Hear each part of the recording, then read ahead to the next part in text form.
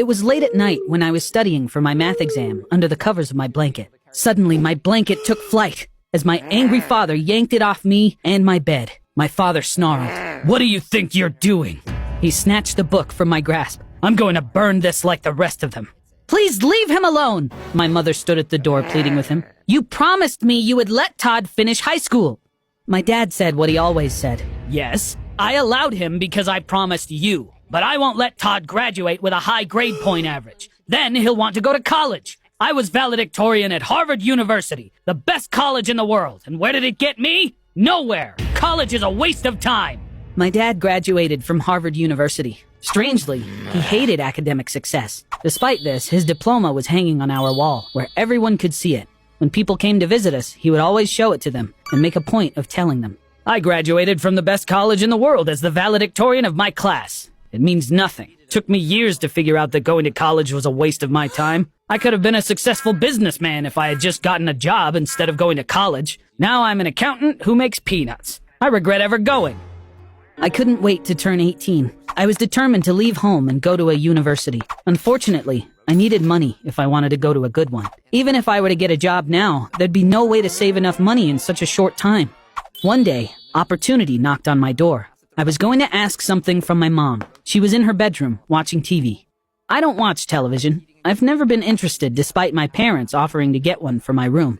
"I love this game show," Mom said. "If this contestant answers this question correctly, she'll win $100,000. Intrigued, I asked, $100,000? What's the show called?" "I'm surprised you've never heard of it," Mom replied. "It's a famous game show called Who Wants to Be a Millionaire? You move up in the game as you answer questions and keep making money. Contestants who make it to the final question win $1 million. Of course, the questions get more difficult as the show progresses." I sat next to her and read the question on screen. "Which is the smallest country in the world? Which is the smallest country in the world?"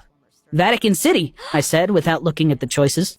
The other choices were Monaco, Tuvalu, and San Marino. My mom looked at me and said, "I think it's Monaco." The contestant on TV also said Monaco, but the host declared Vatican City as the correct answer. "Way to go, Todd! If you had been up there, you would have won $100,000, my mom said excitedly. When I returned to my room, I Googled all the $1 million questions from Who Wants to Be a Millionaire.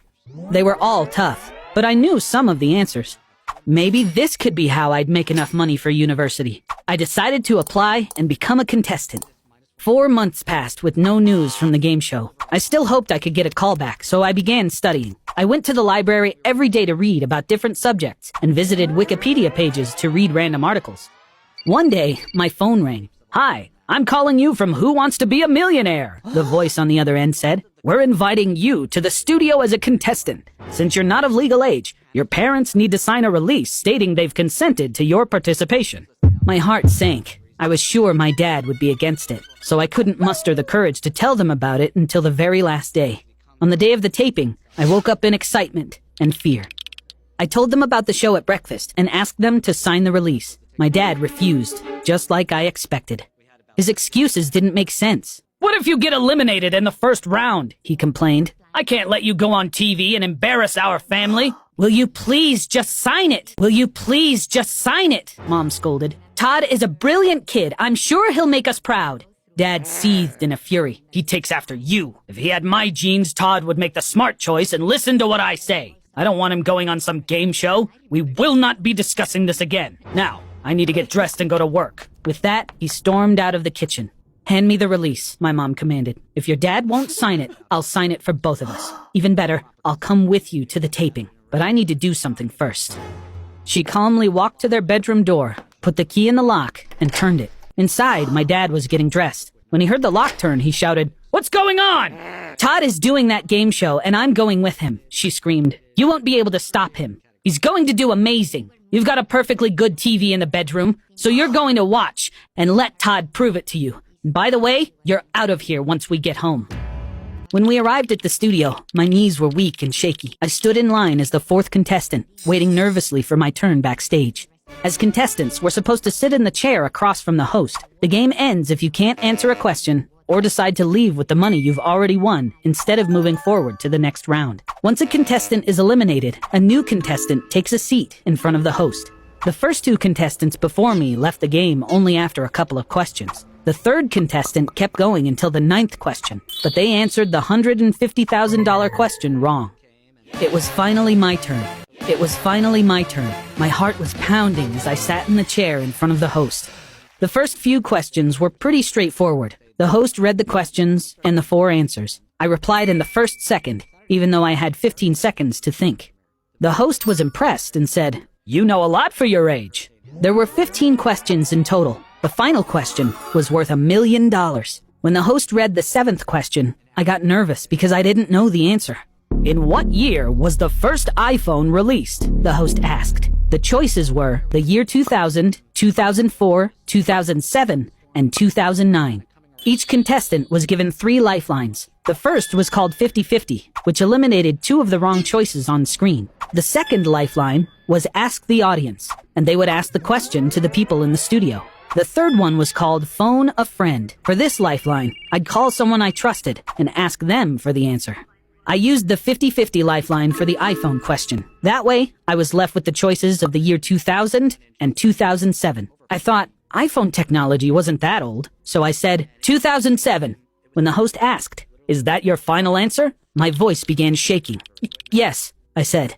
It was correct, and I won $50,000. My mom was sitting in the studio audience clapping for me. I could only wonder if my dad was watching the show at home from the bedroom. I pictured him getting angrier every time I answered correctly. Despite my dad's worst efforts, I'd been reading books for years. It wasn't hard for me to come up with each answer, including the 12th question. The host was surprised when I promptly answered, "Which is the deepest lake in the world?" It was Lake Baikal. "We have a strong candidate for the $1 million prize tonight," the host cheered. I breezed through questions 13 and 14, finally reaching the last question, the $1 million question. I looked at my mom. She was smiling, tears of joy streaming down her face. Even if I failed to answer this question correctly, I was happy knowing she was proud of me. The host started reading the $1 million question. "Which Ivy League university does not have a valedictorian title?" The host started reading the $1 million question. "Which Ivy League university does not have a valedictorian title?" Then he read the choices. A. Harvard University. B. Columbia University. C. Princeton University. D. Dartmouth College. I was surprised when I heard the question. My dad was in for a shock. You'll find out why in just a moment. I told the host that I would use a lifeline to call my father. My dad picked up, but couldn't speak because he was crying. "Hello?" I said. After a few choked sobs, his answer came. "I'm watching the show, Todd. I see the question. Unfortunately, I don't know the answer. I'm sorry, son. I lied to you and your mom. I wasn't the valedictorian of my class at Harvard. That diploma hanging on the wall is fake. I didn't even finish high school. I was trying to stop you from going to college because I was jealous. Please forgive me. I'm so sorry." I gave him a cold reply. "Dad, as I was preparing for the show, I learned that there were no valedictorians at Harvard University. I knew you had been lying to us. That's why I called you. I had plans to tell you that I knew your diploma was fake as I left for college. But then I found an even better opportunity. The opportunity to hear you confess in front of millions of people, just as I figured you would. I hope you've learned a valuable lesson," I said. Then I turned to the host and said, "The correct answer is Harvard University. All other universities among the choices have valedictorians, except for Harvard." The studio broke into applause. Not only had I won $1 million, but I had also made my father come clean on national TV. When we got home, my mother unlocked the bedroom door and walked my dad out to speak with us. He apologized to me and my mom again and again. My mom took the Harvard diploma hanging from the wall and handed it to him scornfully. "Take your fake diploma and get out of our house. You're no longer welcome here," she said. My father left that day. I didn't give him any of my winnings. Right now, I only have one goal: to finish at a good college and put my actual diploma where my dad's fake one used to hang.